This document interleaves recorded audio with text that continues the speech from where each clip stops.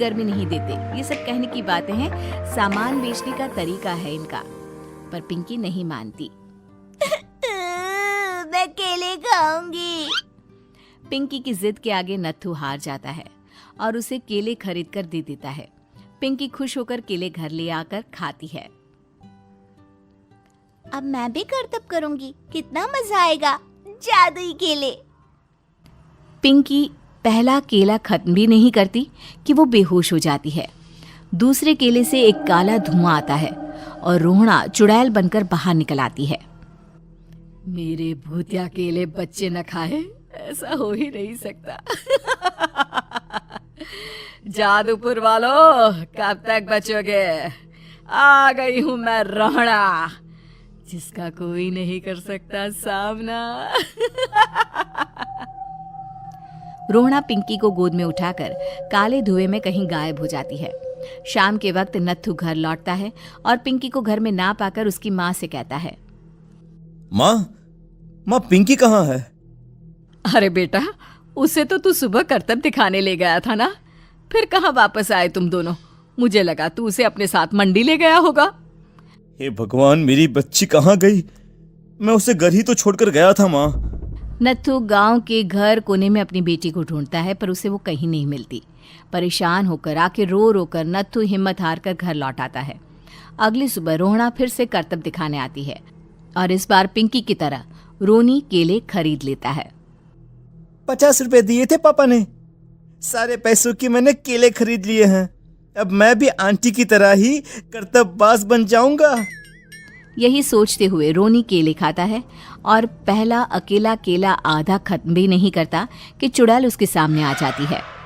मेरे साथ चलने का समय आ गया है रोनी। ये तो बस शुरुआत है। अब इस गांव के सारे बच्चे धीरे धीरे मेरे कब्जे में होंगे, एक बच्चा भी नहीं बचेगा। ये कहकर रोनी को गोद में लेकर काले धुएं में अदृश्य हो जाती है। इसके बाद हर रोज गांव में से कोई ना कोई बच्चा गायब होता, पर ऐसा क्यों हो रहा है किसी को भी समझ में नहीं आ पा रहा था। रोज की तरह अपनी बेटी पिंकी की तलाश में नत्थू गांव के एक तालाब के पास बैठा रो रहा था। कहाँ गई मेरी पिंकी? शकुंतला के जाने के बाद एक वही तो मेरा सहारा थी। अरे उसकी आत्मा कोस रही होगी मुझे कि मैं अपनी बच्ची को संभाल भी नहीं पाया। नत्थू ये कहता हुआ रो ही रहा था कि तभी तालाब में से उसे शकुंतला की आवाज सुनाई देती है। कहाँ थी तुम शकुंतला? हमारी बच्ची और सारे गायब हुए बच्चे रोहना के कब्जे में हैं। वो बच्चों को जो केले देती है उससे बच्चे बेहोश हो जाते हैं और उसके कब्जे में आ जाते हैं और वो उन्हें ले जाकर काली दुनिया में ले जाती है। पर वो ऐसा क्यों कर रही है? ये मैं नहीं जानती, पर उस दुनिया का रास्ता मैं आपको बता सकती हूँ। जहां ये नदी खत्म होती है वहां एक केले का पेड़ है, उसके नीचे एक दरवाजा है, वहीं से रास्ता जाता है उस दुनिया का। ये कहकर शकुंतला की आत्मा गायब हो जाती है। गांव के सभी लोग झुंड बनाकर उसी रास्ते से काली दुनिया में चले जाते हैं और वहां देखते हैं कि सारे बच्चे वहां काम कर रहे थे। पापा, मुझे ले चलो यहाँ से। पापा, पापा। सभी बच्चे अपने मम्मी पापा से लिपट जाते हैं। तो तुम लोग यहाँ तक आ गए? क्यों हमारे बच्चों को पकड़ लिया तूने? तुझे शिकार ही बनाना है तो ले, हम सब आ गए हैं, हमें खा ले। नहीं, मुझे बच्चे चाहिए। मेरे बच्चे के बदले तुम लोगों के बच्चे। क्या मतलब? मैं इसी गांव में रहने वाली एक औरत थी। केले की चोरी के इल्जाम में मेरे बेटे को गांव वालों ने इतना मारा कि वो मर गया।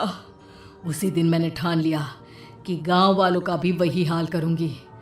कुछ दिन बाद बेटे के चले जाने के दुख में मैं भी मर गई और मेरी भटकती आत्मा एक चुड़ैल बन गई और फिर मैंने बदला लिया तुम सबके बच्चे छीनकर। बर्दाश्त नहीं कर पाए ना? सोचो मुझ पर क्या बीती होगी। हमें माफ कर दो रोहना। पता नहीं ये किसकी गलती थी, पर हम सभी माफी मांगते हैं। हमारी खुशियां लौटा दो, तुम भी तो एक माँ हो। गांव वालों की बात सुनकर रोहना का मन पिघल जाता है और वो बच्चों को छोड़ देती है। उसके बाद काली दुनिया बच्चों के लिए जादुई दुनिया बन जाती है अब कोई भी कभी भी वहां आ जा सकता था।